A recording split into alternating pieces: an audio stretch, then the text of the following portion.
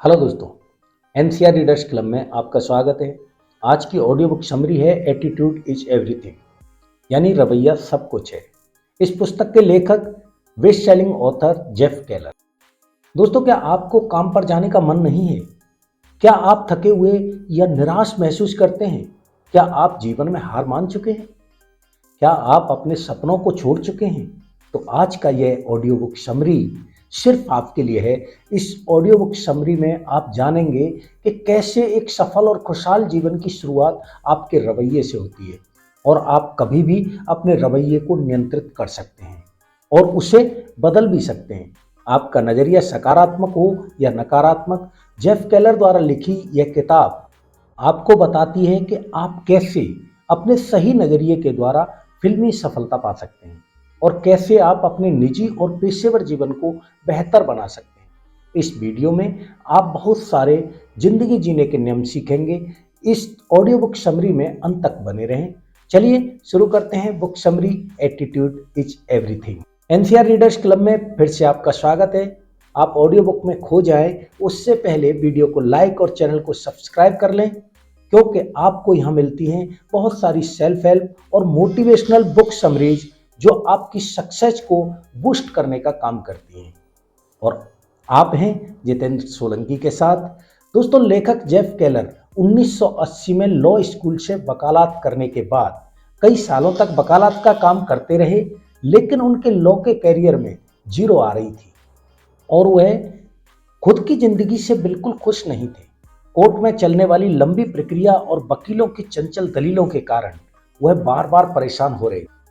उन्हें ऐसा लग रहा था जैसे उनकी आत्मा मरणासन हो गई है और वे कई सारी स्वास्थ्य संबंधी चिंताओं से भी गुजर रहे थे। एक दिन रात के 1 बजे वह यूं ही टीवी देख रहे थे तो एक चैनल पर उन्हें एक कार्यक्रम नजर आया।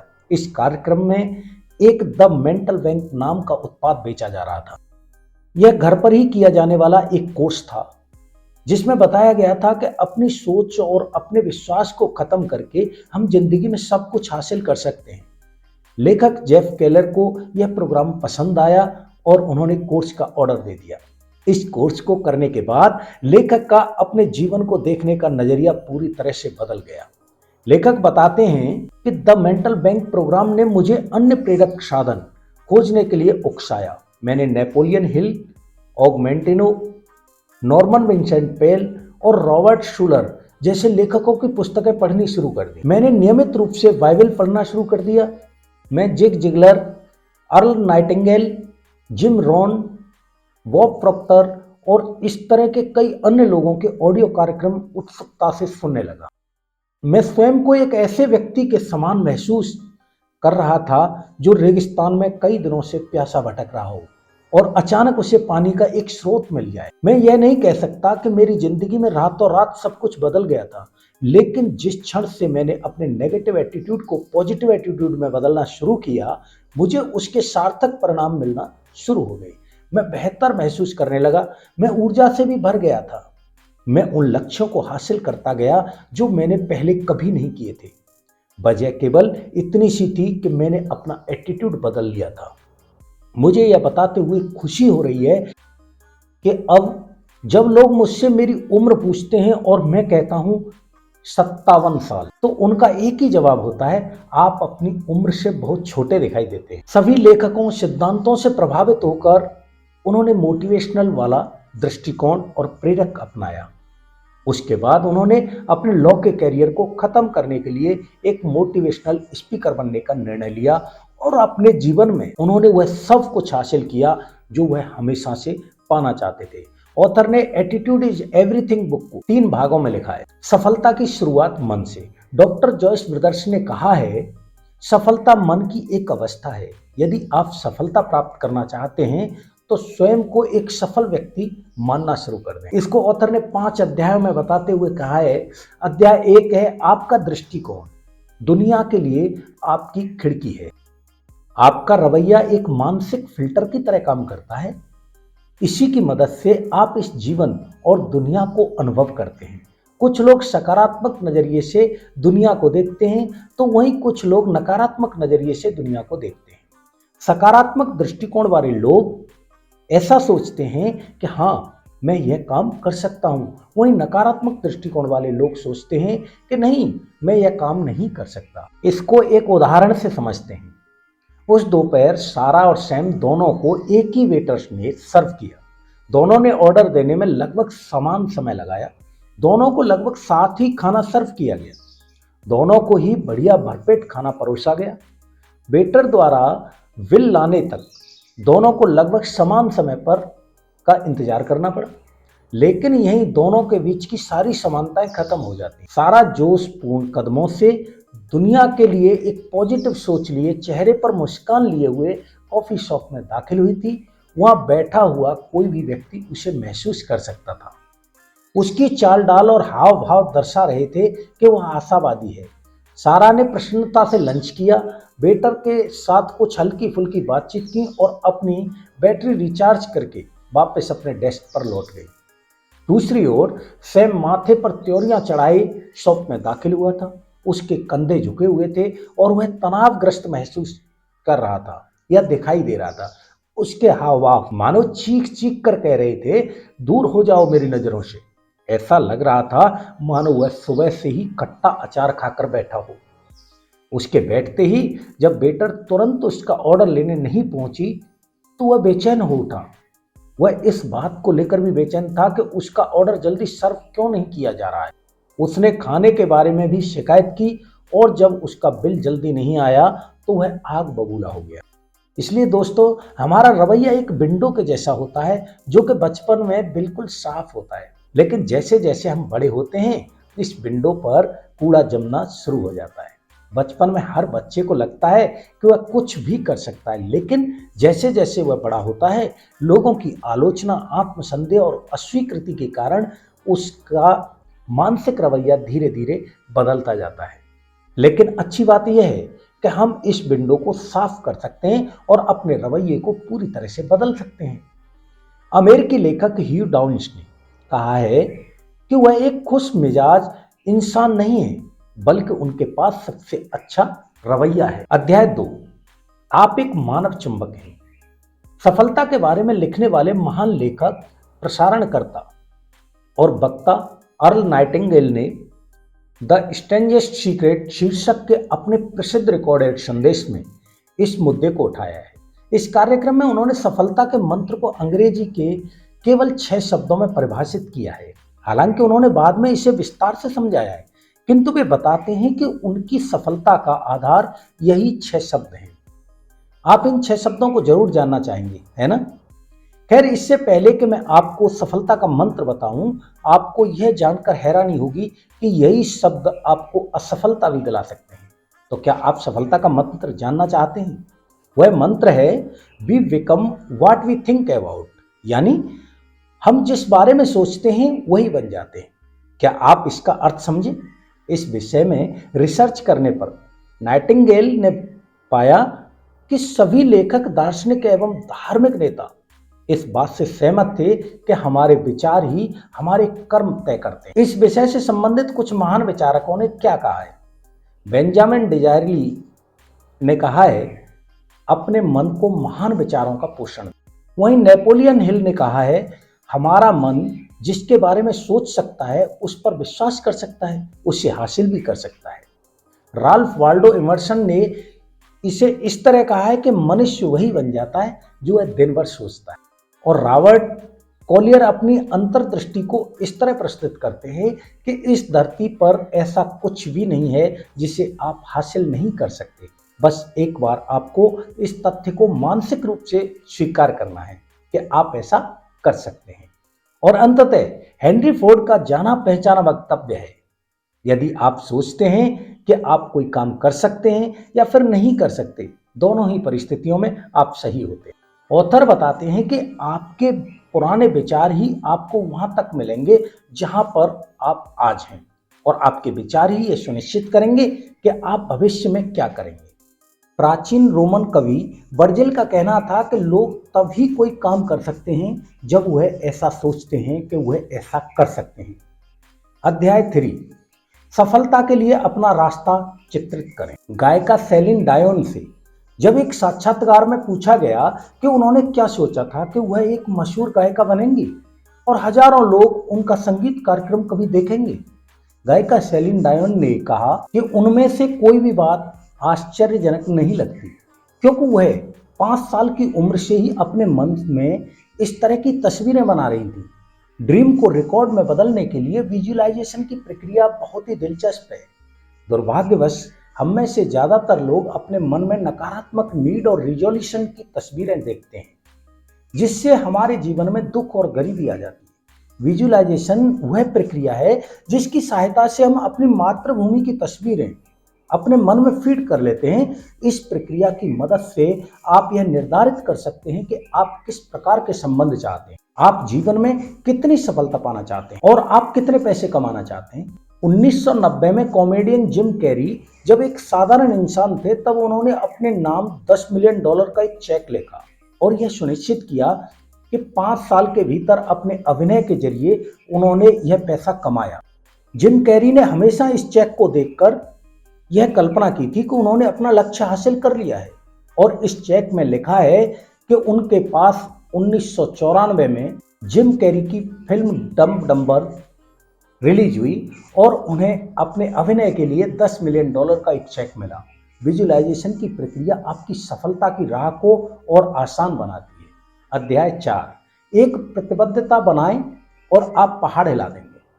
लेखक के अनुसार जो लोग अपने लक्ष्य के प्रति पूरी तरह से प्रतिबद्ध होते हैं, यानी समर्पित होते हैं, उनके लिए सफलता के द्वार खुल जाते हैं। उदाहरण के लिए डेविड वाल्डेकी एक बहुत बड़ा उपन्यासकार बनना चाहते थे, लेकिन उनके पास कोई खास अनुभव नहीं था। शुरुआत के कई वर्षों तक उनका एक भी उपन्यास पूरा नहीं हो पाया। वह हर दिन सुबह के साथ ही राइटिंग स्टार्ट कर देते थे और अपनी प्रतिभा को आगे बढ़ाने की कोशिश कर। उन्हें 10 साल तक प्रयास किया और कुछ उपन्यास लेखन भी डाला, लेकिन सभी में उन्हें एक भी पैसा नहीं मिला। लेकिन 1996 में उनके एक उपन्यास के ऊपर एब्सोल्यूट पावर नाम की एक फिल्म बनी, जिसके लिए उन्हें लाखों डॉलर की मंजूरी मिली। लेखक जेफ केलर कहते हैं कि हमें अपने लक्ष्य को नहीं भूलना चाहिए और उस पर पूरी तरह से समर्पित होना चाहिए। अध्याय 5, अपनी समस्याओं को अवसरों में बदलें। जब भी हम किसी समस्या से गुजर रहे होते हैं या हमारे ऊपर कोई विपदा आती है, तो हमारे मन में बस यही या इसी तरह के सवाल आते हैं कि यह मेरे साथ क्यों हुआ, अब मैं क्या करूँगा, मेरा सारा विनाश हो गया। ऑथर कहते हैं इस तरह के विचार स्वाभाविक हैं, लेकिन हर समस्या में हमारे पास 2 विकल्प होते हैं। या तो हम समस्या में पूरी तरह से डूबकर अपना जीवन बर्बाद कर लें, या फिर उस समस्या से सीख लेकर जीवन में आगे बढ़ें। वह कहते हैं कि हमें समस्या को एक अवसर की तरह देखना चाहिए। हर समस्या आपको अपने जीवन में बदलाव करना सिखाती है। हालांकि आपको लगता है कि यह समस्या आपको परेशान कर रही है, लेकिन कभी कभी इसकी आवश्यकता होती है, जो एक आशीर्वाद यानी आशीर्वाद के रूप में हमारे पास आती है। एक विपत्ति के रूप में शुरू हुई कहानी एक सुनहरे अवसर के रूप में समाप्त हो जाती है। शायद आपके साथ भी कभी ऐसा ही हुआ होगा कि आपने किसी विशिष्ट जॉब के बारे में सोचा हो कि वह आपके लिए एकदम परफेक्ट है। आपने उसके लिए बढ़िया इंटरव्यू दिया हो और वहां से बुलावा आने की बेसब्री से इंतजार भी कर रहे हो, लेकिन वहां से आपको कभी बुलावा नहीं आया, बल्कि किसी और को वह जॉब मिल गया हो। आप टूट चुके हो, फिर कुछ दिनों महीनों बाद आपके सामने एक नई नौकरी का ऑफर आया और आपको एहसास हुआ कि पहले वाले जॉब की तुलना में बाद वाली जॉब का पद आपके लिए ज़्यादा अच्छा है। इस स्थिति में पहली जॉब में आपको मिली अस्वीकृति वास्तव में आपके लिए वरदान साबित हुई। ऐसा ही उदाहरण आपके सपनों के घर यानी ड्रीम हाउस की डील के बारे में भी दिया जा सकता है। हो सकता है आपकी वह डील असफल रही हो और बाद में आपको उससे कोई बेहतर मकान मिल गया हो। किताब का भाग 2, अपने शब्दों पर ध्यान दें। जी हाँ, अपने शब्दों पर ध्यान दें। आपके शब्द बहुत मजबूत है। टॉम हॉपकिंस ने कहा है, आप जिन शब्दों को बार बार दोहराते हैं वे आपका अभिन्न अंग बन जाते हैं। अध्याय 1, आपके शब्द एक छाप छोड़ते हैं। लेखक कहते हैं कि आपके शब्दों में कुछ शक्ति होती है। आपके शब्द आपके भविष्य को भी बर्बाद कर सकते हैं और आपके पूरे जीवन को भी बर्बाद कर सकते हैं। वो कहते हैं कि हमारे शब्दों से ही हमारे विश्वास बनते हैं और विश्वास ही हमारे जीवन को संचालित करते हैं। अपने जीवन को बदलने की शुरुआत उन शब्दों के साथ होती है जो आप अपने जीवन में करते हैं, और यह केवल कुछ शब्दों तक ही सीमित नहीं है जिसे आप साधारण बातचीत में इस्तेमाल करते हैं, बल्कि यह इन शब्दों पर भी लागू होता है जो आप अपने मन में सोच रहे हो। उदाहरण के लिए, टॉम को लगता है कि वह सेल्फ का अच्छा काम नहीं कर सकता। टॉम पूरे दिन सैकड़ों या लगभग हजारों बार अपने मन में यही विचार दोहराता रहता है, और धीरे धीरे ये विचार विश्वास बन जाते हैं कि वह सेल्स का काम अच्छे तरीके से नहीं कर सकता। अपनी सोच के कारण टॉम अपने सेल्स कैरियर में चला जाता है, और इसीलिए टॉम को कभी भी पर्याप्त धन नहीं मिलता है। इसमें कोई शक नहीं है कि यदि टॉम ने पॉजिटिव सोच को अपनाया होता और उसे सशक्त पॉजिटिव शब्दों में बदला होता तो इस पूरी प्रक्रिया का अंत सुखद होता। समय के साथ उसके भी शब्द इस विश्वास को दृढ़ करते हैं कि वह सेल्स के क्षेत्र में सफल होगा। इसके फलस्वरूप टॉम अपने विश्वास से सुसंगत प्रयास करता और असाधारण परिणाम प्राप्त करता। कहने का तात्पर्य है कि इस पूरी प्रक्रिया के दौरान अपने शब्दों को कम ना आंकें। जो लोग अपने दिमाग को नियमित तौर पर नेगेटिव शब्दों की खुराक देते हैं, उनके नसीब में नेगेटिव एटीट्यूड ही लिखा होता है। यह कॉज एंड इफेक्ट का सीधा साधा मुद्दा है। ऐसा नहीं हो सकता कि आप लगातार नेगेटिव शब्द दोहराते रहें और बड़ी उपलब्धि की आशा करते रहें। यही कारण है कि नेगेटिव शब्द हमेशा नेगेटिव विश्वासों को सशक्त करते हैं और अंततः नेगेटिव परिणाम दिलवाते हैं। लेखक कहते हैं कि आपकी सोच से ही आपका शब्द बनता है, और आपके शब्दों से ही आपका विश्वास बनता है, और आपके विश्वास से एक्शन होता है, यानी प्रयास होता है, और आपके प्रयास से ही परिणाम बनते हैं। अध्याय 2, आप कैसे हैं। जेफ केलर कहते हैं कि यदि कोई आपसे पूछे कि आप कैसे हैं, तो इसके 2 तरह के उत्तर हो सकते हैं, सकारात्मक या नकारात्मक। आप इस प्रश्न के उत्तर में बस कुछ ही शब्द देते हैं, लेकिन उन शब्दों से आपका दृष्टिकोण पता चल जाता है। यदि आप यह कहते हैं कि आप अच्छे नहीं हैं या आप अच्छा महसूस नहीं कर रहे हैं, तो आपके अंदर और अधिक नकारात्मक ऊर्जा बढ़ जाती है और आपके आसपास के लोग भी निराश हो जाते हैं। साथ ही अगर आपको अच्छा लगता है तो आप पूरी ऊर्जा के साथ जवाब देते हैं कि आप बहुत अच्छे हैं और वास्तव में बहुत अच्छा महसूस करते हैं। तो आपके अंदर एक अद्भुत ऊर्जा मौजूद होती है और आपका सम्मान बढ़ जाता है। इसलिए जब भी आपसे कोई पूछे कि आप कैसे हैं, तो आप हमेशा कहें आप बहुत अच्छे हैं और बहुत अच्छा महसूस कर रहे हैं। शुरुआत में यह थोड़ा अटपटा लग सकता है, लेकिन अगर आप अपने उत्तर पर अड़िग रहे तो आप जल्द ही ये महसूस करेंगे कि आप अच्छा महसूस कर रहे हैं और लोग आपके आसपास हैं।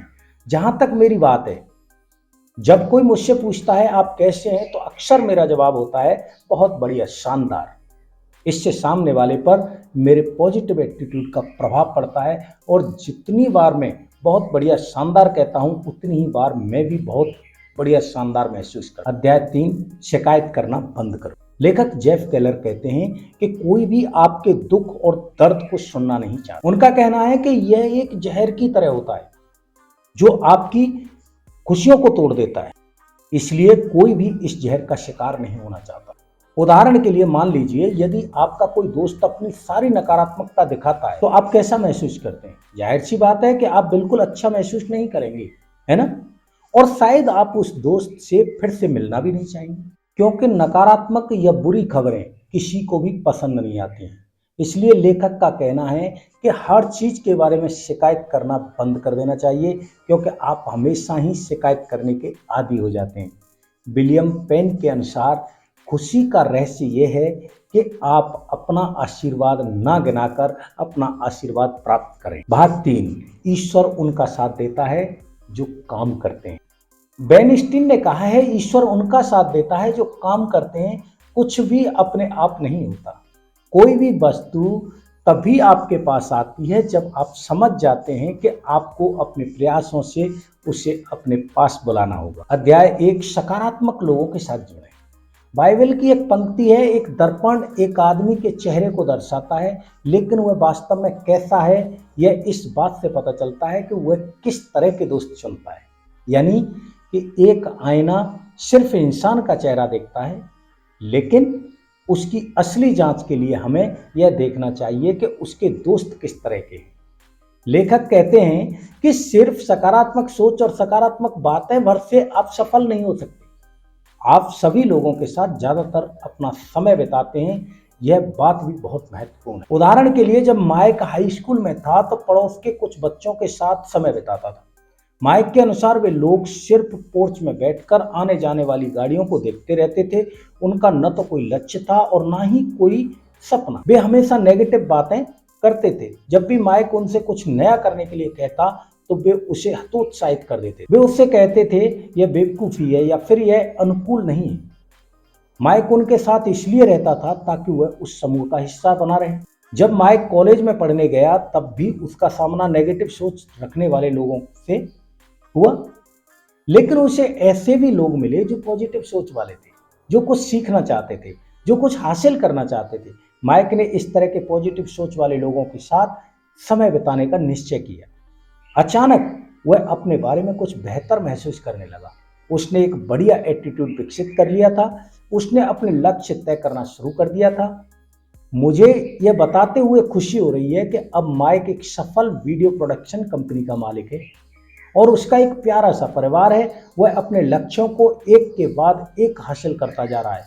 जब मैंने माइक से पूछा कि उसके हाई स्कूल के दोस्त क्या कर रहे हैं, तो उसने मुझे बताया वे अभी भी वहीं रहते हैं। उनकी सोच अब भी उतनी ही नेगेटिव है और उन्होंने अब तक अपने जीवन में कुछ भी नहीं किया है। यदि मैं उन्हीं लोगों के साथ घूमना जारी रखता तो आज मैं जहां हूं वहां नहीं पहुंच पाता। मैं अब भी नुक्कड़ की दुकान पर बैठकर जक मार रहा होता।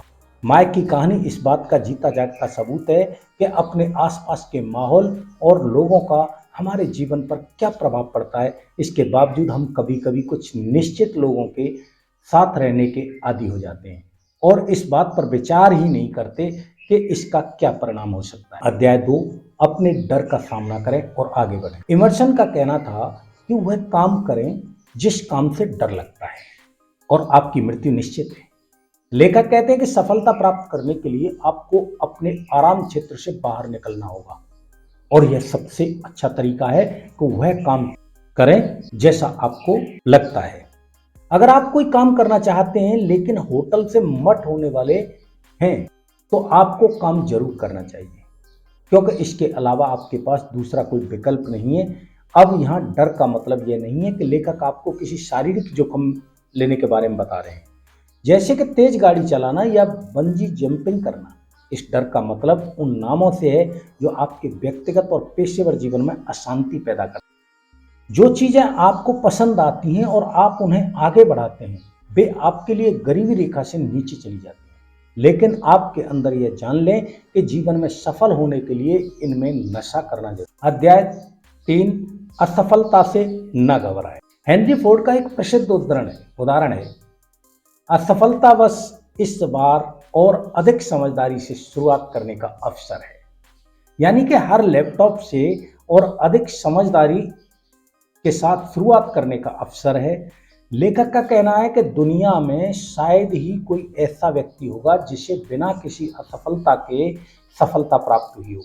वो कहते हैं कि जब तक आप अपनी जादुई मंजिल तक नहीं पहुंच पाते तब तक आपको असफल होने की कोशिश नहीं करनी चाहिए। लेखक यहाँ हमें अमेरिकी टीवी होस्ट शैली जेसी राफेल की असल जिंदगी की कहानी सिखाते हैं। शैली हमेशा से अपना एक टीवी शो होस्ट करना चाहती थी, लेकिन उनकी राह आसान नहीं थी। उन्होंने सैकड़ों जगह नौकरी के लिए इंटरव्यू दिया और कई बार उन्हें नौकरी से निकाल दिया गया। उनके पास अपना मकान नहीं था और ना ही इतने पैसे थे कि उन्होंने मकान को किराए पर ले लिया, लेकिन वह अपनी गाड़ी में ही सोया करती थी। पैसे ना होने के कारण वह कभी कभी खाना भी नहीं खा पाती थी, लेकिन इतने में भी वे अपने बचपन के सपने को नहीं भूल पाई और तब तक रिलेशन में रहे जब तक उनका सपना पूरा नहीं हुआ और अंत में वह अमेरिका के एक मशहूर टीवी शो होस्ट बनी। अध्याय 4, नेटवर्किंग जो परिणाम देती है।